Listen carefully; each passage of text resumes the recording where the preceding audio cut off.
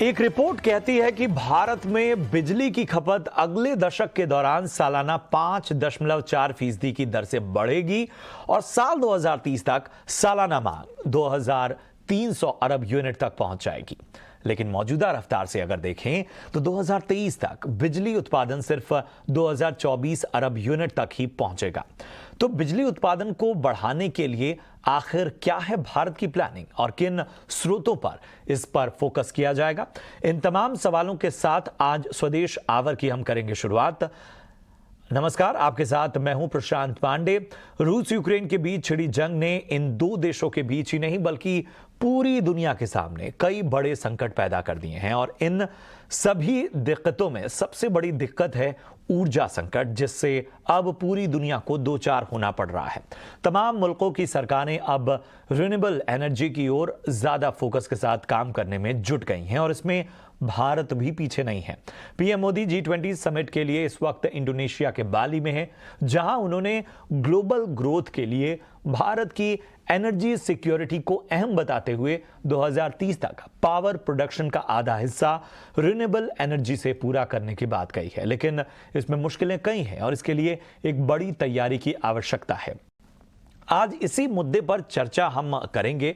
हमारे साथ एक खास मेहमान भी होंगे, लेकिन पहले ज्यादा जानकारी के लिए सबसे पहले चलते हैं हमारे सहयोगी प्रकाश प्रियदर्शी के पास।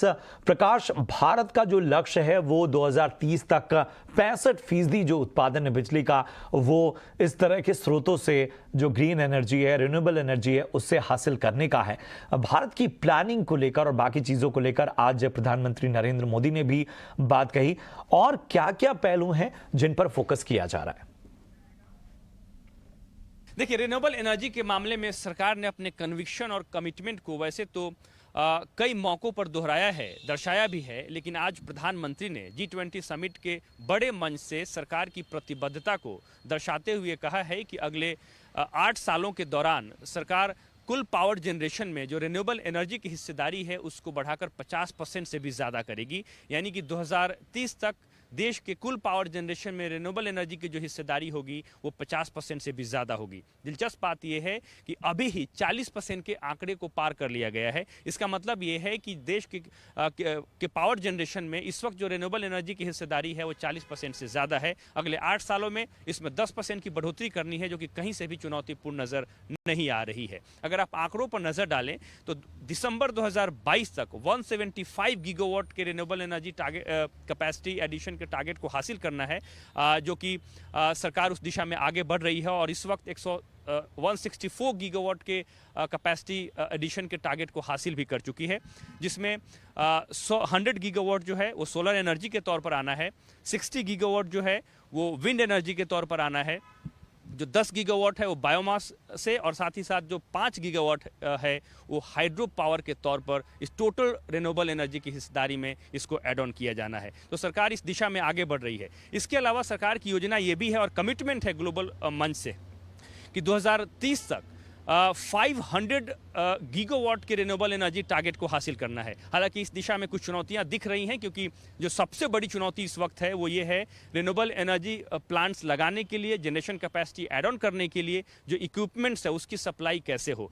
पहले कोविड की वजह से, अब रशिया यूक्रेन वॉर की वजह से इक्विपमेंट्स की सप्लाई में दिक्कतें आ रही है, जिसकी वजह से इस टारगेट को हासिल करने में चुनौतियों का सामना करना पड़ सकता है। हालांकि इस बात के लिए इस बात को ध्यान रखना होगा कि इस वक्त सरकार जिस तरीके से रिन्यूएबल एनर्जी ट्रांजिशन के दौर से जा रही है और पूरी दुनिया इस वक्त ग्लोबल एनर्जी क्राइसिस के दौर में से गुजर रही है, तब भी सरकार ने अपनी प्रतिबद्धता को जारी रखा है और खासकर इस बात को भी ध्यान में रखने की ज़रूरत है कि जो देश की एनर्जी की ज़रूरत है वो लगातार बढ़ रही है और अगले 5 साल में जो एनर्जी रिक्वायरमेंट है, जो डिमांड है, वो मौजूदा लेवल से बढ़कर वो दोगुनी हो सकती है।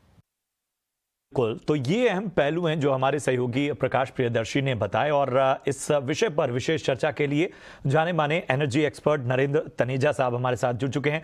नरेंद्र जी, बहुत बहुत स्वागत आपका ईटी नाउ स्वदेश में। जिस तरह के आंकड़े पेश किए जा रहे हैं और जिस तरह की प्लानिंग भारत की नजर आ रही है, और मेरे ख्याल से आपने तो बहुत ही अहम पहलुओं को बहुत करीब से देखा होगा, और जिस तरह की बात की जा रही है, जिस तरह के लक्ष्य की बात की जा रही है, उसमें आप क्या देखते हैं सबसे बड़ी जो चुनौती है वो क्या चीज की है?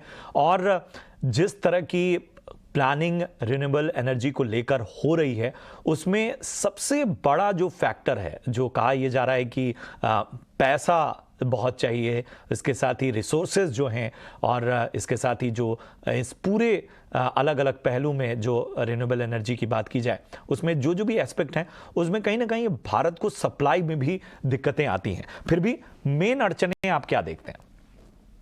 देखिए, अभी हमारी जो आज की अर्थव्यवस्था को उठा करके आप देखते हैं तो हमारी कन्वेंशनल इकोनॉमी की अर्थव्यवस्था है। कुल मिलाकर के कोयले का बहुत बड़ी भूमिका है, तेल की है, प्राकृतिक गैस की है, कुल मिलाकर के कन्वेंशनल है। अब बात ट्रांजिशन की हो रही है कि कन्वेंशनल एनर्जी या जो पुरानी एनर्जी थी उससे जो नई ऊर्जा है जिसको रिन्यूएबल बोलते हैं उस तरफ जा रहा है। भारत तेजी से उस दिशा में जा रहा है।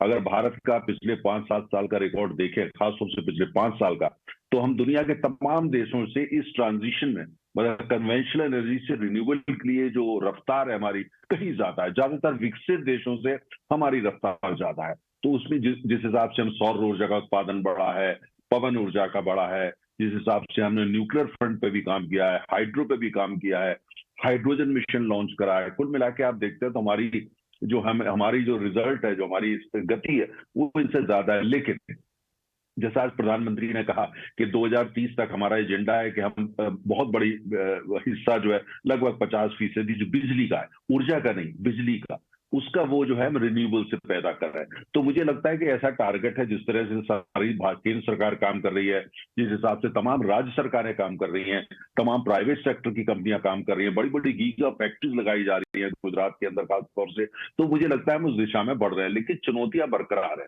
साथ में ये भी कहा गया कि बाली में जो समिट है उसके साथ में जो है कॉप समिट हो रहा है इजिप्ट के अंदर, शर्म एल शेख में, वहां भारत ने कल बिल्कुल स्पष्ट किया कि जो वायदे किए थे विकसित देशों ने कि वो $100 बिलियन जो है वो हर साल जो है विकासशील देशों को देंगे, जो फाइनेंस, जिसे क्लाइमेट फाइनेंस बोलते हैं, तो उन्हें वॉक द टॉक करना पड़ेगा। अर्थात कुल मिलाकर के भारत का इशारा है कि जो भारत ने एजेंडा अपने लिए सेट किया है रिन्यूएबल एनर्जी को लेकर के, उसमें जो विकसित देशों ने जो वायदे करे थे कि वो पूंजी देंगे, कि वो टेक्नोलॉजी ट्रांसफर करेंगे, वो एक्सपर्टीज ट्रांसफर करेंगे, वो सब भी साथ में होना है। प्रधानमंत्री ने ये बात जो करी है ग्लोबल मंच पर करी है G20 के, और दूसरी तरफ कल ही भारत ने कॉप के अंदर जो इजिप्ट में ये भी स्पष्ट किया कि ये आपको देना पड़ेगा क्योंकि आपका वादा था। तो अगर टेक्नोलॉजी आप बहुत महंगी देते हैं, आप कैपिटल बहुत महंगी देते हैं, एक्सपर्टीज बहुत महंगी देते हैं, तो फिर हम वहां कैसे पहुंचेंगे? हम तो विकासशील देश है, हम तो अमेरिका या स्वीडन या स्विट्जरलैंड तो नहीं है। हमारी आबादी भी बहुत बड़ी है और पर कैपिटा एमिशन जो है वो तो हम दुनिया में बहुत कम करते हैं। पर कैपिटा एमिशन तो भारत जो है वो लोवेस्ट में आता है, लेकिन उसके बावजूद भी हम उस दिशा में बढ़ रहे हैं। तो चुनौतियां देखिए मुख्यतः 3 है। एक तो टेक्नोलॉजी की चुनौती है, जो टेक्नोलॉजी डेवलप हो चुकी है विकसित देशों में, कि वो उन्होंने हमको प्रदान करनी है। दूसरी बात पूंजी की है, हमको भारी मात्रा में पूंजी चाहिए। अगर आप देखें तो हमको $1 ट्रिलियन तो पूंजी चाहिए इसके लिए, ये पूरी यात्रा के लिए, ट्रांजिशन के लिए। और अगर आप लंबा फ्रेम लेकर के चलते हैं तो हमको $2 ट्रिलियन चाहिए। और वो जो अभी तक जो विकसित देशों ने वादा किया था $100 पर ईयर, उन्होंने $1 ट्रिलियन तो वो विकासशील देशों को वो करते हैं, मतलब देना था उनको, जो अभी तक नहीं दिया। तो कुल मिलाकर ये चुनौती है। दूसरी जो है बात आ जाती है कुल मिला के एक्सपर्टीज की। एक्सपर्टीज भी विकसित देशों के पास है और उसको भी करा गया है, तो उसको भी देने की बात हुई है। तो प्रधानमंत्री ने जो आज जो बात करी है, ध्यान देने वाली बात है, वो दुनिया की 80% आबादी, 80% दुनिया की आबादी ऊर्जा के लिए आयात पर निर्भर करती है। 80%। हर एक कोई सऊदी अरब नहीं है, हर एक कोई कुवैत नहीं है कि वो एक्सपोर्ट कर रहा है। 80% आबादी तो आयात पे। तो प्रधानमंत्री ने जो वक्तव्य दिया और जो बात कही, वो दुनिया की 80% देशों और आबादी की तरफ से बोला उन्होंने, और बिल्कुल खुल के बोला। साथ में ये भी उन्होंने कहा कि जो एनर्जी सिक्योरिटी है, एनर्जी सिक्योरिटी जो है वो अगर मान लिया आप अंकुश लगाते हैं, आप भारत को कहते हैं आप रूस से तेल मत लीजिए, या ये ऐसा मत करिए और ऐसा मत करिए, तो आप मुझे बताइए, आपने तो यूक्रेन की समस्या को पैदा जन्म दिया, उसके बाद उसकी वजह से तेल की कीमत महंगी, ऊर्जा की कीमत महंगी, चिप्स की कीमत महंगी, सोलर इक्विपमेंट महंगे, तो फिर विकासशील देश, तो भारत जैसे देश के लिए तो समस्या बड़ी है और हमने तो नहीं बनाई। ऊपर से आप और प्रतिबंध लगा दे, आप यहां से तेल नहीं लेंगे, वहां से बैटरी नहीं लेंगे, वहां से चिप नहीं लेंगे, तो फिर कैसे होगा? तो ये प्रधानमंत्री ने कहा कि अगर भारत की अर्थव्यवस्था पे इसका जो है प्रतिकूल असर पड़ता है, और जो पड़ रहा है, तो पूरी दुनिया उससे बच नहीं पाएगी, क्योंकि भारत बहुत बड़ी अर्थव्यवस्था है, और विकसित देश भी नहीं बच पाएंगे क्योंकि उनको भी नुकसान होगा। तो कुल मिलाकर के ये बहुत सारी हमारे सामने चुनौतियां, लेकिन भारत ने स्पष्ट किया है कि विकासशील देश होने के बावजूद, चुनौतियां होने के बावजूद, हम जो ये चाहते हैं कि वातावरण साफ हो, हम चाहते हैं एनवायरनमेंट क्लीन हो, ग्लोबल वार्मिंग की चुनौती को आगे बढ़ करके भारत उसको जो है सॉल्व करना चाहता है। हमारी घनी आबादी वाला देश है, हमारी तमाम चुनौती, उसके बावजूद हम विकसित देशों से आगे हैं। और अगर ट्रैक रिकॉर्ड उठा के देखें तो वॉक द टॉक जो है, हमने दुनिया के 90% विकसित देशों से ज्यादा करी है। हमने डिलीवर किया, वो तो अभी बात कर रहे हैं, हम डिलीवर कर चुके हैं। तो मुझे लगता है जो आज जो वक्तव्य दिया गया है, खाली भारत की तरफ से नहीं, तमाम विकासशील देशों की तरफ से है। बिल्कुल, और यही वजह है कि हम विकसित देशों को देखें और उनके कार्बन उत्सर्जन की जब बात आती है और भारत जैसे विकासशील देश को देखें तो हम बहुत बहुत जो आपने कहा कि हम जो कह रहे हैं, जो कमिटमेंट हम कर रहे हैं उसको डिलीवर भी कर रहे हैं और कहीं ना कहीं उसमें एक स्टैंडर्ड देख रहे हैं। लेकिन अगर विकसित देशों की ओर, जैसे आपने जिक्र किया कि विकसित देशों से टेक्नोलॉजी ट्रांसफ़र और बाकी चीज़ों को देखना होगा, ऐसे में कौन से ऐसे देश हैं या कौन सी ऐसी टेक्नोलॉजीज़ हैं जो एक रोल मॉडल हैं इस दिशा में, ग्रीन एनर्जी की दिशा में और जिस तरह से बात की जाए रिन्यूएबल एनर्जी की दिशा में?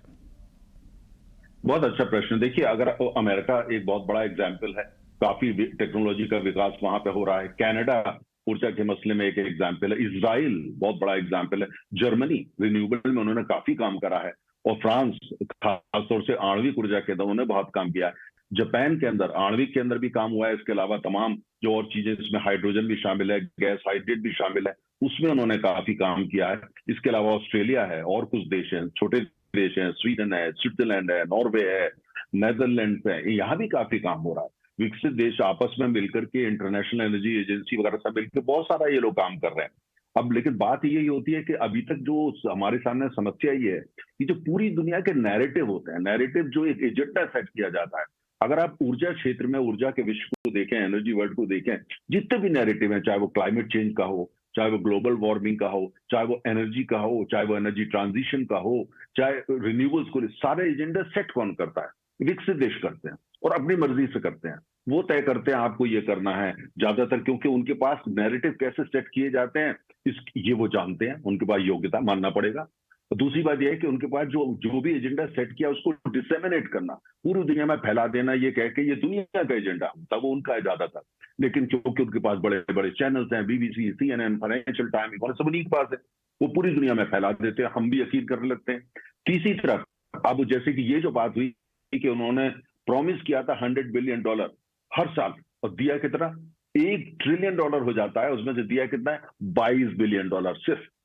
अब ये बात तो ये मीडिया कोई बात नहीं करता, ना दुनिया कोई बात कर रहा, हम लोग कर रहे हैं, क्यों? हम लोग पीड़ित हैं, होना चाहिए था। तो इसके बावजूद भी हम पॉजिटिव बात कर रहे हैं। प्रधानमंत्री ने बाली में पॉजिटिव बात करी, हम कॉप समिट के अंदर पॉजिटिव बात कर रहे हैं, क्योंकि जिम्मेदार देश है और हम विश्वास चाहते हैं कि हम जानते हैं ग्लोबल वार्मिंग एक बहुत बड़ी चुनौती है, हम जानते हैं कि भाई तमाम देश उससे जो है प्रभावित हो रहे हैं। लेकिन सबसे बड़ी बात यह है कि जो देशों का आपने बात किया, उसमें सबसे पहले तो पूंजी वो चाहिए, क्लाइमेट फाइनेंसिंग जो होती है वो चाहिए। उसकी जगह क्या हुआ, एक देश ने ग्लोबल जो समिट हो रहा है शर्म शेख में कॉप्स का, उसमें क्या मुद्दा उठा दिया कि भारत तो अब विकसित देश है, भारत तो संपन्न देश है, भारत को तो उल्टा विकासशील देशों को पैसा देना चाहिए। अब चीन और भारत के लोग को अलग कर दिया गया, ये तो विकसित हो गए, बहुत बड़े हो गए, डेवलप हो गए, इनको देना चाहिए, इनको नहीं कुछ मिलना चाहिए। किस तरह की बहस है? पर कैपिटा भारत लोवेस्ट है। हमारे यहाँ 70 करोड़ लोग वो हैं जिनको ऊर्जा मिलती है, लेकिन उतनी नहीं मिलती जितनी मिलनी चाहिए। 2 बल्ब जल गए, टीवी थोड़ा चल जाता है वगैरह वगैरह, पर कैपिटा तो ज्यादा नहीं मिलता। तो इसलिए मुझे लगता है ये जो नैरेटिव बिल्डिंग है बहुत अहम पॉइंट है कि दुनिया में नैरेटिव क्या होना चाहिए, क्लाइमेट फाइनेंस का, क्लाइमेट का, एनर्जी सिक्योरिटी का, एनर्जी ट्रांजिशन का, उसके अंदर भारत जैसे देशों को अपनी आवाज मजबूत करनी पड़ेगी। और आज जो प्रधानमंत्री ने वक्तव्य दिया बाली के अंदर, वो इतना अहम है। पहली बार हुआ है कि किसी देश के जो प्रधानमंत्री है उन्होंने बिना शब्दों को जो है वो इधर उधर करे हुए डायरेक्ट ये बात करी है कि क्या होना चाहिए। चीन ने भी आज तक खुल के इतनी बात नहीं करी जो भारत ने आज करी है। इसलिए विकासशील देशों में पूरे अफ्रीका, लैटिन अमेरिका, एशिया के विकासशील देश सेलिब्रेट कर रहे हैं। बहुत अच्छी बात है, किसी ने बोला तो सही। तो इसलिए मुझे लगता है कि ये है। और जहां तक विकसित देश है, हम सब जानते हैं कि इनके पास टेक्नोलॉजी सोलर के लिए है। हमारे यहाँ सोलर रिवोल्यूशन भारत में हो रहा है, लेकिन दुर्भाग्य यह है कि 90%, लगभग 90% जो इक्विपमेंट है वो तो हम आयात कर रहे हैं और बड़े महंगे मिल रहे हैं। अब तो चिप वगैरह भी महंगे हो गए हैं, पूंजी तो महंगी हो ही गई है। तो ये चुनौती चुनौतियां हमारे पास हैं, हम इनसे देखेंगे, भारत जूझेगा इनसे और उनका सामना ढूंढेगा। लेकिन जब तक के ग्लोबल नैरेटिव ऐसा नहीं बनेगा जिसमें भारत जैसे देशों की आवाज को और बड़ी हिस्सेदारी मिले, जिससे जो ग्लोबल नैरेटिव है उसमें विकासशील देशों की आवाज 50% हो या उससे ज्यादा हो, क्योंकि आबादी वहां ज्यादा है। ये कुछ मुद्दे हैं जिनको देखना पड़ेगा। प्रधानमंत्री ने इसकी शुरुआत करी है, लेकिन साथ साथ हमारे कंपनियां जो है वो ये कोशिश कर रही है, जैसे जामनगर गुजरात के अंदर 2 बड़ी कंपनियां फैक्ट्री लगा रही हैं, जिससे सोलर पावर इक्विपमेंट में हमारी निर्भरता आने वाले 7 साल में 0 हो जाए। हम सबको ये नहीं अपने लिए बना, हम उसका निर्यात भी करें। तो भारत के पास दोनों तरफ भारत काम कर रहा है, ग्लोबल नैरेटिव भी एसर्ट भी कर रहा है, विकासशील देशों के लिए कर रहा है। बहुत अहम बात नरेंद्र जी आपने कही। नरेंद्र सर, एक चीज और समझना चाहेंगे, क्या आपको लगता है कि ये जो G20 की अध्यक्षता अब आने वाले वक्त में भारत करने वाला है, ये इतना महत्वपूर्ण भूमिका है जिसके लिए फिलहाल जिस तरह से हम देख रहे हैं कि बात अगर रूस यूक्रेन वॉर की भी आती है तो भी एक मध्यस्थ के तौर पर भारत को बड़ी उम्मीद के तौर पर देखा जाता है। कई जगहों पर हम देख रहे हैं फॉरेन मीडिया भी इस पर बहुत ज़्यादा बात कर रहा है। और अब जब हम ग्रीन एनर्जी की बात कर रहे हैं और तमाम विकासशील देशों के एक प्रतिनिधि के तौर पर, भले ये कोई घोषित बात ना हो, लेकिन एक तरह से मान लिया गया है कि भारत जो है वो इन सब मंच पर इन विकासशील देशों की या जो गरीब देश हैं उनकी बात पहुंचाएगा। मानते एक बहुत महत्वपूर्ण भूमिका है और यहां से जो है इस अध्यक्षता से भी बहुत सारे रास्ते निकलेंगे। बहुत अच्छी बात आपने करी, बहुत अच्छा प्रश्न किया। देखिए, अब G20 की जो अध्यक्षता भारत के पास आ रही है और अगले साल सितंबर में जो समिट है G20 का, जैसे अब बाली में हो रहा है, वो भारत में होगा। हालांकि बड़ी खुशी है, बाली भी एक तरीके से छोटा भारत है। मैं कई दफे गया हूँ, आपको पता है कि वहां का सारा इतिहास भारत के इतिहास से रचा बसा हुआ है। वो भी वहां जाए तो लगता है जैसे हम भारत में ही। तो वहां से अब जो है वो दिल्ली में आ रहा है और अगला समिट दिल्ली में होने वाला है। और उसमें अगर आप ध्यान से देखें, अभी तक जो बातें निकल के आई हैं, बड़ा स्पष्ट है कि सबसे बड़ी भूमिका और सबसे बड़े प्रश्न जो है 2 ही होने वाले हैं। एक तो ये कैसे हम जो एनर्जी है, ऊर्जा बहुत बड़ा मुद्दा निकलने वाला है। और खासतौर से जो पूरा ग्लोबल इकोनॉमी, दुनिया की अर्थव्यवस्था में जब मर्जी है, जब जो है वो पूरी सप्लाई सिस्टम्स को डिस्टर्ब कर दिया जाता है, तो उस पर राजनीति होती है, ऊर्जा पर राजनीति होती है। यूक्रेन को लेकर सैंक्शंस लगाई गई, पूरा विकासशील देश उससे पीड़ित है, दर्द में, पेन में है, तो और अर्थव्यवस्था खराब हो रही है। तो ये है दूसरा बड़ा मुद्दा होने वाला है। ये कुल मिलाकर के जो नया एक अंतर्राष्ट्रीय व्यवस्था बन रही है, क्योंकि अब व्यवस्था बदल रही है, न्यू इंटरनेशनल ऑर्डर, वो न्यू इंटरनेशनल ऑर्डर इस तरीके का हो जिससे भारत जैसे देश जो है उनकी भूमिका बढ़े, यूनाइटेड नेशंस में भारत जैसे देशों को वीटो पावर मिले। इसके अलावा पूरा जो सिक्योरिटी आर्किटेक्चर है पूरी दुनिया का, उसमें भारत जैसे देशों की आवाज बढ़े, शांति की आवाज ज्यादा वो लाए। और जो कुल मिलाकर के जो आम भाषा में जिसे बोलना चाहिए चंद देशों की जो दादागिरी है, उसको दादागिरी को खत्म करके कुल मिलाकर के इसको मोर पार्टिसिपेटरी बनाया जाए, तो भारत बहुत बड़ी भूमिका निभाएगा।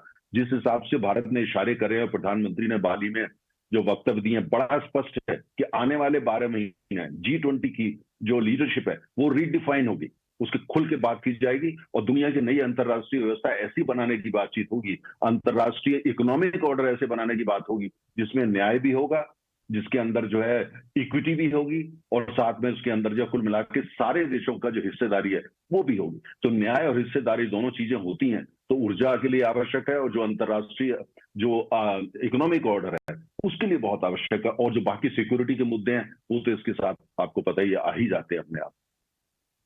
बहुत शुक्रिया करेंगे नरेंद्र सर हमसे जुड़ने के लिए और इस अहम विषय का बहुत ही बेहतर तरीके से आसान भाषा में आपने जो विश्लेषण किया और बताया कि आखिर क्या चुनौतियां हैं और किन किन चीज़ों में भारत जो है वो आगे बढ़ रहा है और इसमें एडवांटेजेस क्या हैं और कहां कहां जो है वो जो चुनौतियां सामने आ रही हैं उस पर लगातार भारत काम कर रहा है और किस तेज़ी से काम कर रहा है, किन किन क्षेत्रों में काम कर रहा है, उस पर भी तमाम बातें रखी गई। चलिए बढ़ते आगे और अब जब भारत की प्लानिंग की हम बात कर रहे हैं तो अब बात कर लेते हैं इंडोनेशिया में चल रहे G20 समिट की। 45 घंटे 10 कार्यक्रम और करीब 20 मुलाकातें। बाली में पीएम मोदी के बिजी शेड्यूल भारत की डिप्लोमेसी के रुतबे की कहानी कह रहे हैं। इंडोनेशिया के बाली में चल रहे G20 समिट में आज पीएम मोदी ने अमेरिकी राष्ट्रपति जो बाइडेन के साथ मुलाकात की। मोदी ब्रिटेन के पीएम ऋषि सुनक और फ्रांस के राष्ट्रपति इमैनुअल मैक्रों से भी मिले। साथ ही इस दौरान पीएम मोदी शी जिनपिंग के साथ भी मुलाकात करते नजर आए। इन नेताओं के साथ पीएम मोदी की केमिस्ट्री और मुलाकात की तस्वीरें मीडिया में छाई हुई हैं। सोशल मीडिया पर लगातार इस पर बात हो रही है। इसके साथ ही समिट में अपने संबोधन में पीएम मोदी एक बार फिर रूस यूक्रेन युद्ध को जल्द से जल्द खत्म करने की वकालत करते नजर आए। उन्होंने डिप्लोमेसी की बात कही। उन्होंने कहा कि इसकी जो तमाम जो कोशिशें हैं वो डिप्लोमेसी से ही इसका रास्ता निकलेगा। कल क्या रहेगा पीएम का एजेंडा, पीएम के इस पूरे दौरे का एजेंडा बता रहे हैं हमारे सहयोगी श्रेनजॉय चौधरी।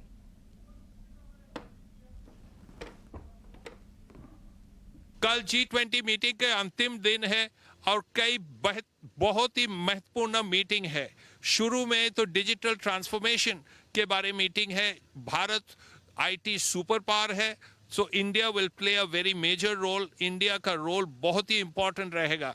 वो छोड़ के भी एक 6-7 बहुत ही इंपॉर्टेंट बायलैटरल है। एक तो है जोको विडोडो के साथ, वो इंडोनेशियन प्रेसिडेंट है, प्राइम मिनिस्टर का होस्ट है, उनका साथ तो मीटिंग तो होना ही है।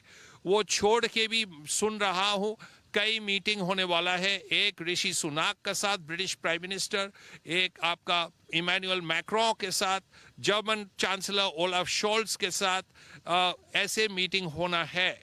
बिसाइड्स दैट एक मैंग्रोव फॉरेस्ट में सब कोई जाएंगे, वहाँ देखेंगे। This will be a reference to climate change. उसके बाद अंतिम मोमेंट जो होगा वो है the handing over of the presidency of the G20। ये इंडोनेशिया प्राइम मिनिस्टर मोदी को हैंड ओवर करेंगे। उसके बाद ये G20 मीटिंग खत्म हो जाएगा। तो इट्स अ फुल डे। कल एकदम बहुत ही फुल डे है प्राइम मिनिस्टर का। उसके बाद रात को वापस आने वाले हैं।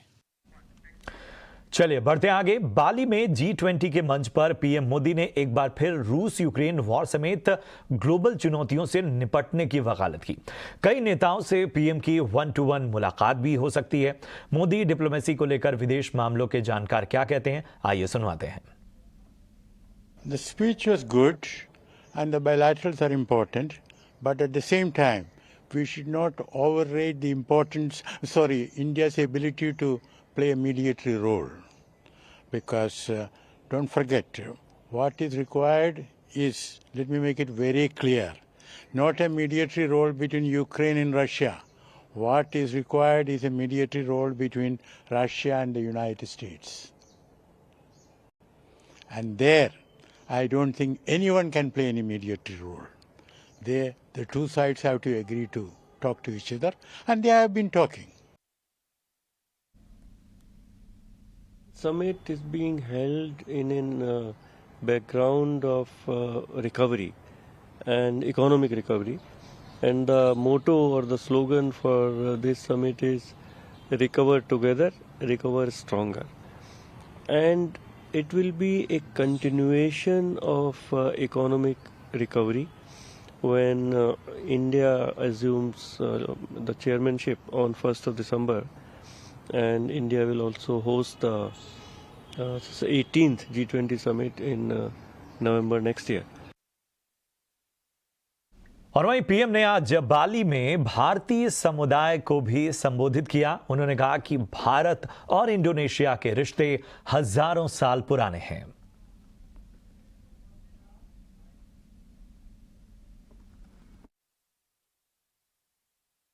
मेरा सौभाग्य है कि मैं यहाँ मोदी जी के स्वागत के लिए यहाँ मुझे इनवाइट किया है, तो मैं अपना धन्यवाद और बाली, इंडोनेशिया और इंडिया, सारी मनुष्यता को प्यार करने वाले हमारे मोदी साहब जी आज यहाँ आ रहे हैं। धन्यवाद। जिस दिन से अनाउंस हुआ कि मोदी जी यहाँ आ रहे हैं, उसी दिन से हम तैयारी कर रहे हैं और उन्हें देख के काफ़ी खुशी मिलेगी हमें बाली के अंदर। बहुत खुश हूँ, प्रधानमंत्री इधर पधारे, बहुत बहुत हार्दिक स्वागत है। हम दाऊदी बोरा समाज के लिए प्रधानमंत्री बहुत अच्छे हैं, बहुत अच्छे हैं, बहुत अच्छे हैं। बहुत एक्साइटेड हूँ क्योंकि meeting N honourable prime minister, मतलब कुछ एक कंट्री का प्राइम मिनिस्टर से मिलना, it's a big thing for me also. And also I have heard कि उसको बहुत अच्छा काम कर रहे हैं मोदी जी इंडिया के लिए भी, so I am very excited to meet. बढ़ते हैं आगे। केंद्र सरकार कोल गैसिफिकेशन प्रोजेक्ट्स के लिए 6,000 करोड़ का इंसेंटिव देगी। इसके लिए 1 से 2 महीने में कंपनियों से बिड मंगवाई जाएगी। ईटी नाउ स्वदेश से एक्सक्लूसिव बातचीत में कोयला मंत्री प्रहलाद जोशी ने तेलंगाना की सिंगरेनी कोलियारीज कंपनी के प्राइवेटाइजेशन की खबरों को गलत बताया। इस बातचीत में कोयला मंत्री जोशी ने और क्या कहा, आइए आपको सुनवाते हैं। कोल गैसिफिकेशन के लिए जिस वायबिलिटी गैप फंडिंग की बात हो रही है, उसमें करीब 6,000 करोड़ रुपए का इंसेंटिव आप देंगे। उसकी शुरुआत कब करेंगे, कब फाइनल बिड आएगा और प्राइवेट कंपनीज को कैसे इन्वॉल्व करेंगे? नहीं, एक तो हमने 3-4 PSU जो है, BHEL है, ONG गेल इंडिया है, उन लोगों के साथ ऐसे हमारा एक MOU तो हुआ है। Along with that we are going call for a bid, जिसमें जो कंपनी और व्यक्ति कोल गैसिफिकेशन का प्लांट लगवा देंगे उनको वायबिलिटी गैप फंडिंग है। हमको एक बेसिकली सक्सेस स्टोरी खड़ा करना है, क्योंकि कोल गैसिफिकेशन का जो हमारा हाई ऐश कंटेंट का कोल है, उसका अगर हम एक सक्सेस स्टोरी खड़ा करना है तो शुरुआत में हमको इंसेंटिवाइज करना पड़ता है। इसके लिए हम प्राइवेट के लिए I think in another a month or 2 we will call for a bid, and as far as PSU is concerned, already there is a MOU has already happened and they are calling for the bid now. इसमें कोई भी company participate करती है, किसी भी sector की कर सकती है? नहीं, whoever is interested they can participate and there is no restriction as it is। हमारे कोल में ही NDC रिस्ट्रिक्शन हमने हटा दिया है, कोई भी इसमें पार्टिसिपेट कर सकता है, लेकिन टेक्नोलॉजी के बारे में जो कुछ भी टेक्निकल बिड है उसमें तो उनको क्वालिफाई होना पड़ेगा। इसके अलावा कमर्शियल कोल माइनिंग में हमने रेवेन्यू शेयरिंग में 50% हमने रेवेन्यू शेयरिंग में इंसेंटिव दिया है। इफ़ यू जस्ट यूज इस 10% ऑफ द जो उनकी कोल प्रोडक्शन में 10% वो कोल गैसिफिकेशन के लिए यूज़ करते हैं, तो 50% रेवेन्यू शेयरिंग में हम इंसेंटिव दे रहे हैं। कोल इंडिया की कुछ जो सब्सिडियरीज हैं उनको लिस्ट किया जाए, CMPDI की बात चल रही थी, इस फ्रंट पे क्या प्रोग्रेस है? ऐसे कोई लिस्टिंग का हमारे प्रस्ताव नहीं है और हम चाहते हैं, कोल इंडिया अभी बहुत एफिशिएंसी से काम कर रहा है और कोल इंडिया का जैसे मैंने शुरुआत में कहा 2014 में टोटल कोल डिस्पैच था 517 मिलियन टन और इस बार हुआ है 817, अभी कमिंग रनिंग ईयर में होगा 900 मिलियन टन। ये सब देखते हुए coal India is doing performance otherwise excellently, that's why हमारे कोई ऐसे प्रस्ताव नहीं है। कुछ लोग ये भी बोलते हैं, जैसे अभी रिसेंटली तेलंगाना में सिंगरोनी कोलेरी फील्ड हम कोलेरी कंपनी हम प्राइवेटाइजेशन कर रहे हैं, स्वयं प्रधानमंत्री जी तो क्लैरिफाई कर दिया है, 51% उनके पास है। ये जो रूमर्स फैलाने का कोशिश करते हैं, इसका वेस्टेड इंटरेस्ट है, ऐसे कोई प्रस्ताव हमारे सामने नहीं है, आज के दिन में तो नहीं है। अगली खबर की ओर बढ़ते हैं। ट्रेनों में परोसे जाने वाले खाने के मेन्यू तय करने के लिए रेल मंत्रालय ने IRCTC को छूट दी है। क्या है पूरी खबर, बता रहे हैं हमारे सहयोगी समीर दीक्षित। रेल मुसाफिरों के लिए अहम खबर। रेल मंत्रालय ने IRCTC को उनके संचालित जहां पर वो कैटरिंग मुहैया कराती हैं वहां पर उनको अपना मेन्यू साथ ही साथ उस खान पान की दर को फिक्स करने की छूट दे दी है। इस खबर का सीधा मतलब ये है कि ऐसी ट्रेनों में जहां पर IRCTC भोजन उपलब्ध कराती है या खान पान देती है, वहां पर अब IRCTC के पास ये स्वतंत्रता होगी कि वो अपना मेन्यू तय कर सकती है और साथ ही साथ उस मेन्यू की क्या दर होगी, कितना शुल्क उसका होगा, ये स्वतंत्रता भी IRCTC को रेल मंत्रालय ने दे दी है। बड़ी तस्वीर यह है कि ऐसे प्रीपेड ट्रेनों में जहां पर कैटरिंग की जो शुल्क है वो पहले ही यात्री से ली जा चुकी है, वहां पर IRCTC उसी दर के हिसाब से अपने मेन्यू को उसमें संशोधन कर सकती है, मेन्यू तय कर सकती है, लेकिन जो पहले से प्रीपेड जो दर होगी उसी दर के तहत उनको वो खान पान मुहैया कराना होगा। इसी तरीके से जिन ट्रेनों में मेल या एक्सप्रेस ट्रेन में भी IRCTC को ये विकल्प होगा, ये छूट होगी कि वो मेन्यू या जो भोजन परोसना है रेल मुसाफिरों को वो ये तय कर सकती हैं, लेकिन उसका जो दर होगी या जो शुल्क होगा वो जो प्रिस्क्राइब्ड पहले से तय है उसी के भीतर उनको मुहैया कराना होगा। हालांकि जो जनता भोजन है या जो जनता ट्रेनों में जो भोजन सप्लाई किया जाता है उसमें किसी भी तरीके का बदलाव नहीं किया गया है, तो इससे IRCTC को फायदा ये होगा कि वो लोकल क्यूजिन को बढ़ावा दे सकती है। इसके साथ ही साथ जो अभी उनके भोजन सप्लाई करने में जो शिकायतें आती हैं उनको काफ़ी हद तक दूर करने में IRCTC को संभावित तौर पर मदद मिल पाएगी। अगली खबर की ओर बढ़ते हैं। हाल ही में कॉमर्स मिनिस्ट्री ने रूपी ट्रेड को लेकर एक अहम बैठक की, जिसमें IndusInd bank, UCO bank, RBI, DGFT समेत कई बड़े बैंक शामिल हुए। जानकारी के मुताबिक अब सरकार जल्द रूपी ट्रेड को बढ़ावा देने की दिशा में कदम उठाएगी। खबर पर ज्यादा जानकारी दे रहे हैं हमारे सहयोगी समीर दीक्षित।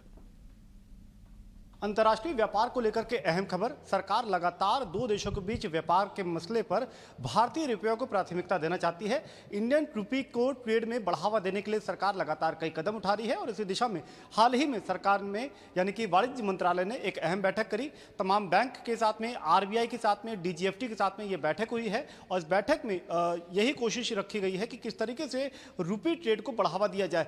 भारत और रूस के बीच में जो व्यापार होता है उसमें भी रुपए में ट्रेड को बढ़ावा देने के लिए सरकार ने 9 बैंक को मंजूरी जो दी है वॉस्ट्रो अकाउंट ओपन करने के लिए, उसमें 3 बैंक ने वॉस्ट्रो अकाउंट भी खोल लिए हैं। तो इंडियन रुपी के ट्रेड को लेकर के सरकार लगातार बढ़ावा दे रही है। इसके साथ ही साथ सूत्रों के मुताबिक ये भी पता चला है कि कई देशों के साथ जहां पर भारत फिलहाल फ्री ट्रेड एग्रीमेंट को लेकर के बातचीत कर रहा है, वहां पर भी रुपी ट्रेड को बढ़ावा देने के लिए एजेंडे में इसको शामिल रखा गया है और माना जा रहा है कि कई और मुल्क है जिनके साथ में भारत रुपी ट्रेड को लेकर के बातचीत कर रहा है और इस दिशा में कोई ठोस ऐलान आने वाले 2 से 3 महीने में भारत की तरफ से किया जा सकता है। सरकार का मत है कि इंडियन रुपी को ट्रेड में प्राथमिकता मिलने से यह भारतीय रुपए की मजबूती लाने में भी काफी हद तक मददगार साबित होगा। हालांकि इस पूरे मसले पे डीजीएफटी का इकलौता जो संशय था वो ये लेकर के था कि इससे जो मौजूदा कॉमर्स मिनिस्ट्री की स्कीम है, रोडटेप स्कीम है, क्या इस पर कोई विपरीत असर तो नहीं पड़ेगा। ऐसी तमाम आशंकाओं को फिलहाल सुलझा लिया गया है और सरकार का मत यही है कि रुपी ट्रेड को जहां तक संभावित है वहां तक इसको बढ़ावा दिया जाए। बढ़ते आगे और अब बात कर लेते हैं आज के बाजार की। तो उतार चढ़ाव से भरे एक्शन के बीच बाजार ने आखिरी घंटे में शानदार रिकवरी की। निफ्टी करीब 74 अंकों की तेजी के साथ 18,400 को पार कर गया। आज निफ्टी 52 हफ्ते की ऊंचाई पर बंद हुआ। इसके साथ ही बैंक निफ्टी ने भी नया हाई बनाया। और वक्त हो गया एक छोटे से ब्रेक का। ब्रेक के उस पार खबरें और हैं, आप बने रहिए हमारे साथ।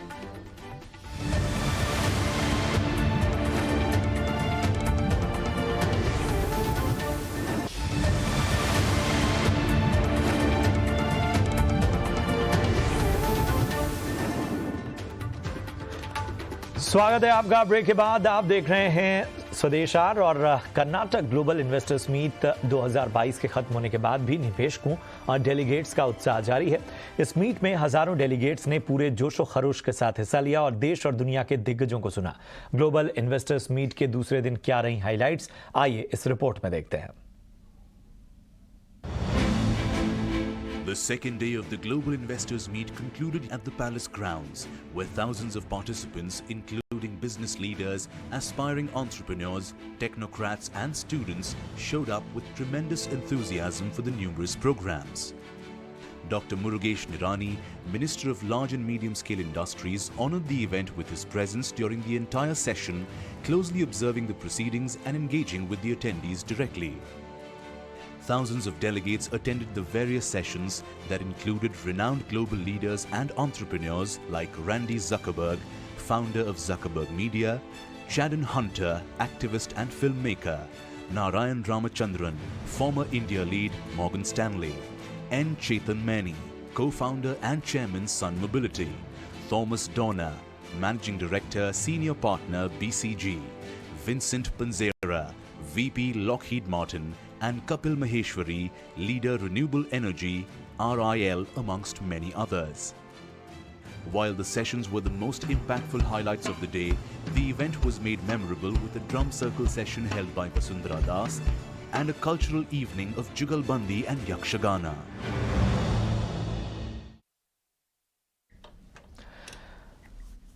चौबीस साल और आबादी 200 करोड़ के पार। जी हां, ये रफ्तार डराती है और क्या बढ़ती हुई आबादी पूरी दुनिया के लिए चिंता का विषय बन चुकी है? जनसंख्या नियंत्रण क्या वाकई आज के वक्त की जरूरत है? इन्हीं सब पहलुओं पर चर्चा की हमने अपने खास शो स्वदेश विशेष में। आपको छोड़ जाते हैं इसी खास चर्चा के साथ।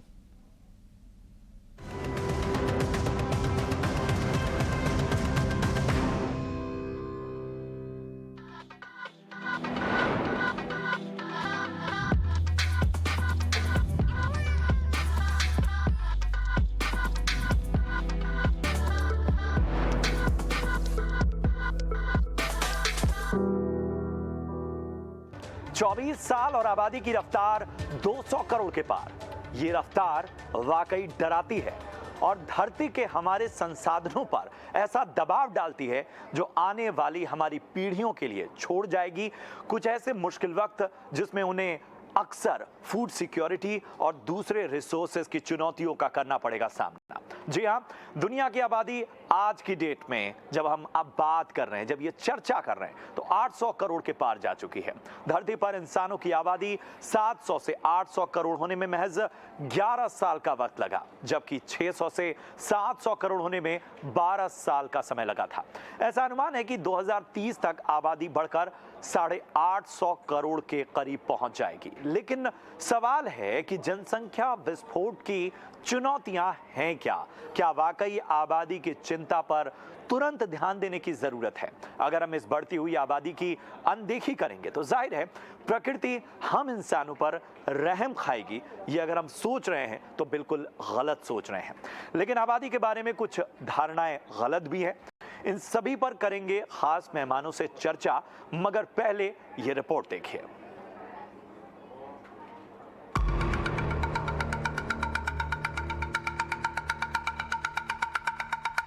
संयुक्त राष्ट्र की ताजा रिपोर्ट कहती है कि दुनिया की आबादी 8 अरब के पार जा चुकी है। लगातार बढ़ती जनसंख्या और कम होते संसाधनों के बीच यूएन की ये रिपोर्ट काफी महत्वपूर्ण है। रिपोर्ट ये भी कहती है कि वैश्विक जनसंख्या 2030 तक करीब 8.5 अरब तक पहुंच सकती है। इतना ही नहीं, भारत की आबादी साल 2023 यानी अगले साल तक चीन को पीछे छोड़ देगी। संयुक्त राष्ट्र की रिपोर्ट में बताया गया है कि विश्व की जनसंख्या में दोगुनी बढ़ोतरी हुई है। ऐसा 1974 के आंकड़ों को देखते हुए हुआ है। 1974 में विश्व की जनसंख्या 4 अरब थी। अब ये आंकड़ा आज बढ़कर 8 अरब हो गया है। इसमें यह भी कहा गया है कि अब भविष्य में जनसंख्या का दोगुना होना शायद ना हो पाए। हालांकि विश्व की जनसंख्या अगले कई दशकों तक बढ़ती रहेगी। संयुक्त राष्ट्र की रिपोर्ट में कहा गया है कि जनसंख्या में बढ़ोतरी के पीछे की मुख्य वजहें दुनिया में हो रही कम मौतें और बढ़ती जीवन प्रत्याशा है। इसका एक मतलब यह भी है कि दुनिया में बुजुर्गों की आबादी बढ़ रही है। इसके कारण वैश्विक मीडियन एज में भी बढ़ोतरी हो रही है। रिपोर्ट में कहा गया है कि वैश्विक जनसंख्या को 7 अरब से 8 अरब पहुंचने में करीब 12 साल लगे। ऐसे में अनुमान यह भी है कि 2037 तक यानी कि अगले 15 साल में ये 9 अरब का आंकड़ा छू सकती है। लेकिन आंकड़े चिंताजनक है, क्योंकि ज्यादा आबादी यानी ज्यादा भोजन की दरकार, संसाधनों का ज्यादा दोहन और पर्यावरण में अधिक कार्बन का उत्सर्जन। वहीं बीती सदी में विकसित देशों और चीन ने बढ़ती आबादी को खतरनाक मानते हुए जनसंख्या नियंत्रण की जब कोशिशें की तो वो घटती जनदर और कार्यक्षम आबादी की गिरती संख्या से जूझ रहे हैं। जाहिर है, आबादी में असंतुलन अपने साथ नई चुनौतियां लाता है, लेकिन क्या दुनिया इन चुनौतियों से लड़ने को तैयार है? ब्यूरो रिपोर्ट, ईटी नाउ स्वदेश।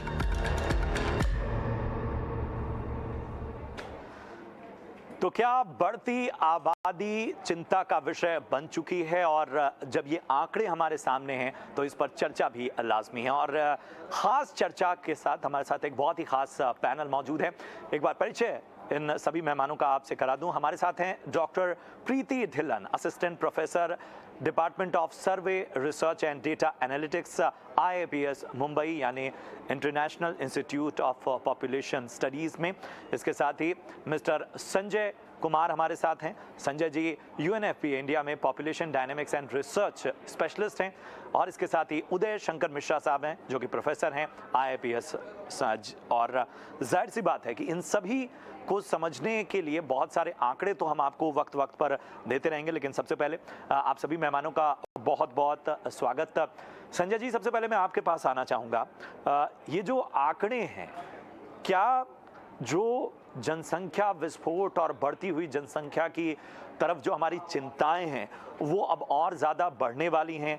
क्योंकि एक जो ट्रेडिशनल पैमाना था वो कहा जाता था कि ये धरती सिर्फ 4 अरब लोगों की क्षमता के हिसाब से है, लेकिन आज हम दुगने हो चुके हैं।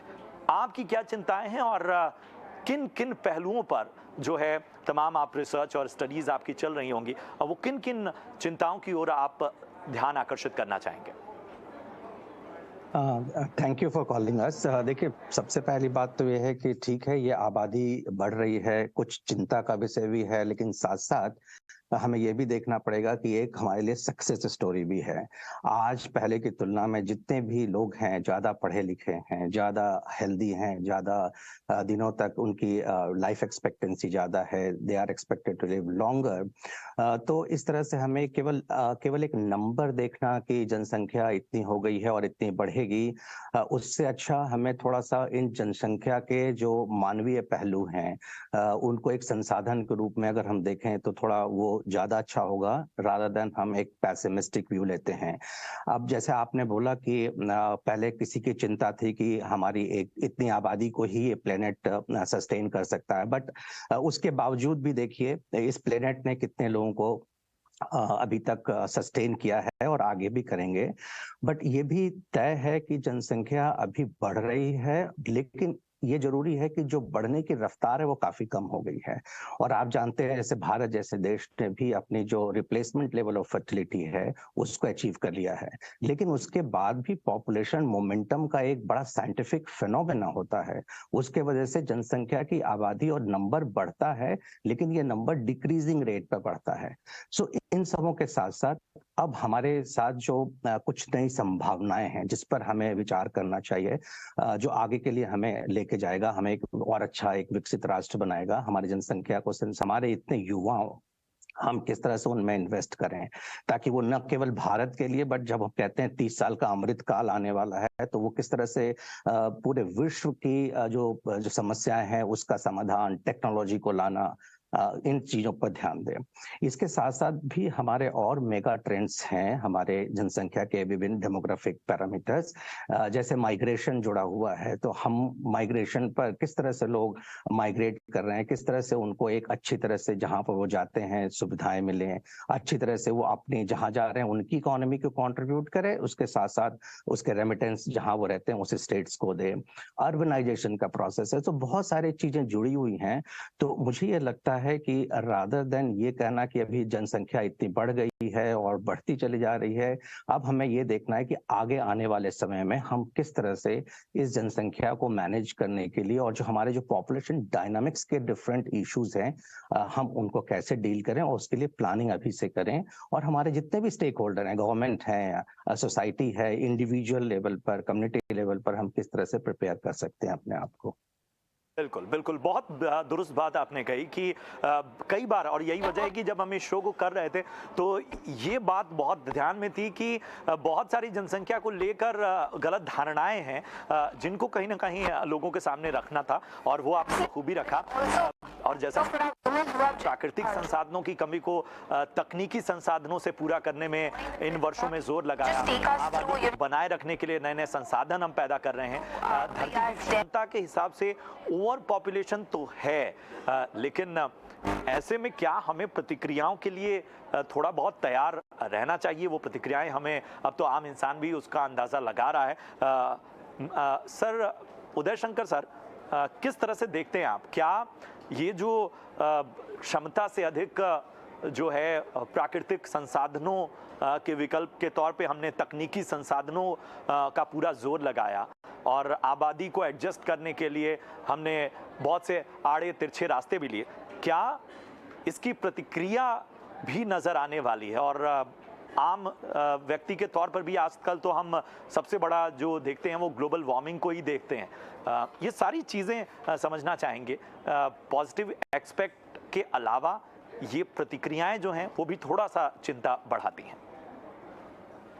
हाँ, आपका कहना ये है संजय जी, सही से बताए कि आपकी पॉपुलेशन साइज का जो काउंट होता है उसी को लेके अगर आप परेशान रहें तो I will not subscribe to that, because one reason is that whenever आपकी जनसंख्या की बात होती है, जनसंख्या की विश्व भर की जनसंख्या की बात होती है, उसकी जो रीजनल डिस्ट्रीब्यूशन है वो बहुत इंपॉर्टेंट है और उसकी जो कंपोजिशनल स्ट्रक्चर है वो भी इंपॉर्टेंट है। अब जनसंख्या को एक काउंट की तरह नहीं देख के अगर आप उसकी कंपोजिशनल एस्पेक्ट को देखें तो शायद ही एक ऑप्टिमिस्टिक व्यू आ सकता है। ये ऑप्टिमिस्टिक व्यू इसीलिए मैं कह रहा हूं कि विश्व की कैरिंग कैपेसिटी, जिसको बोलते हैं earth carrying capacity has been contested many times, because I do not think myself that the rising population is a concern, but a population distribution is a concern. मैं अभी इसी हाल जब वर्ल्ड इनइक्वालिटी रिपोर्ट रिलीज हुआ था, उसमें एक चीज एक संदर्भ में बात किया था मैंने कि पॉपुलेशन डिस्ट्रीब्यूशन की imbalance is a major concern, not population quantum of the world. इसी को अगर आप बोलेंगे कि नेचुरल रिसोर्सेज की बात होती है, कभी कभी पर कैपिटा कंजम्पशन की बात होती है, लेकिन हमें ये भी पता है कि कंजम्पशन में कितनी डिफरेंसेस है between the developed and the developing region. तो आप जिस चीज की बात करते हैं, जैसे नेचुरल रिसोर्स की इनएडिक्वेसी होगी, नेचुरल रिसोर्स मिलेंगे नहीं, and there be pressure on natural resources. Sanjay ji सही से बोले कि इवॉल्विंग टेक्नोलॉजी और survival means of adopting new technology bring solution पर। सो मेरा ये रहेगा कंक्लूजन कि तीन चीजें, एक तो जनसंख्या की काउंट और जनसंख्या की डिस्ट्रीब्यूशन एंड कंपोजिशन, इस पर ज्यादा ध्यान देने से हम जनसंख्या को एक पॉजिटिव आउटलुक में देख सकते हैं। और फर्दर टू इट, हमारी जो जनसंख्या की वृद्धि है, इसमें यस्टरडे ये बात था कि फर्टिलिटी लेवल ज्यादा थी और health implications were there because of high fertility, greater number of children being born. But अभी की बात जो फ्यूचर की जनसंख्या में जो कंपोजिशन होगी, उसमें आपकी elderly population, the social security need of the population, the dependency structure of the population, ये सब चीजें बहुत इंपॉर्टेंट हो जाएंगे।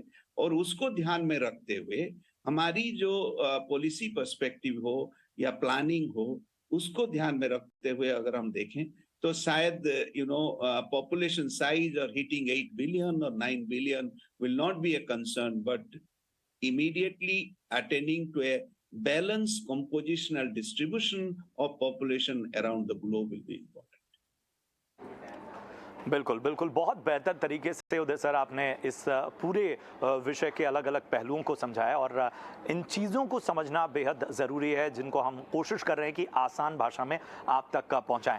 डॉक्टर प्रीति, मैं आपके पास आना चाहूँगा, आपके कोई कंसर्न हैं, क्योंकि ये प्रोजेक्शन भी भारत के लिहाज से जो बताया गया है कि अगले साल तक जनसंख्या के मामले में चीन को पछाड़कर भारत आगे निकल जाएगा, और इन सब के बीच में जब हम देखते हैं कि पॉपुलेशन बढ़ती है तो सबसे पहला फोकस संसाधन जुटाने पर आता है, और खाद्यान्न संकट की डिबेट एक तरह से शुरू हो जाती है, और कहा जाता है कि अगर पॉपुलेशन 1% की रफ्तार से बढ़ रही है तो 4 गुना आपको उस रफ्तार से आपको संसाधन जुटाने होंगे। और विकासशील देश हों या फिर गरीब देश हों, उनके सामने तो चुनौती है, क्योंकि उन्हें एक वक्त पे पॉपुलेशन की नीड भी पूरी करनी है और उनका जो क्रंच है उससे भी जूझना है। तो आपका इस पे क्या दृष्टिकोण है? तो मैं, जैसा कि अभी दो मिश्रा सर एंड संजय जी ने बताया, मैं उसी में आगे ऐड करना चाहूंगी कि पॉपुलेशन काउंट से ऊपर हम जब बढ़ते हैं तो पॉपुलेशन डिस्ट्रीब्यूशन जहाँ की बात होती है, ऐसे ही संसाधन डिस्ट्रीब्यूशन पॉपुलेशन डिस्ट्रीब्यूशन के अकॉर्डिंग होना चाहिए। अब देखते हैं कि शहरों में बहुत पॉपुलेशन दिखाई देती है तो लोग डर जाते हैं, बोलते हैं पॉपुलेशन बढ़ रही है, और सेम टाइम पे अगर आप गाँव में देखेंगे तो वहाँ लोग कम भी हो रहे हैं, नॉट बिकॉज ऑफ फर्टिलिटी कम हो रही है, because of people are migrating to urban area. तो वहां पे लेबर शॉर्टेज भी है, कहीं पे लेबर सरप्लस है। तो हमें ये सब, हम खुश हैं कि पॉपुलेशन जनसंख्या की बात हो रही है, तो उसके साथ लोगों को काम करना होगा। हमारे स्टूडेंट्स भी हैं, वो लोग भी काम करते हैं, उसको समझना होगा कि उसकी पॉलिसी से बहुत ज्यादा लिंकेजेस है, हर टाइप पे पॉलिसी, वो शहर की हो, शहरीकरण की पॉलिसी हो या माइग्रेशन की हो। और आजकल तो डिजिटाइजेशन का बहुत महत्व है। हम सोचते हैं कि टेक्नोलॉजी इस सब प्रॉब्लम को एक हद तक तो थोड़ा सोल्व करेगी। अब वर्चुअल मोबिलिटी भी हो गया है, तो आप घर में रह के भी काम कर सकते हैं। लास्ट में मैं एक पॉइंट जरूर ऐड करूंगी कि ये डिविडेंड की हम बात करते हैं, डेमोग्राफिक डिविडेंड, उसमें gender dividend, technology dividend, employment dividend, ये सब चीजों में हम अच्छे से काम करेंगे तो ये हमको पक्का डिविडेंड देंगे।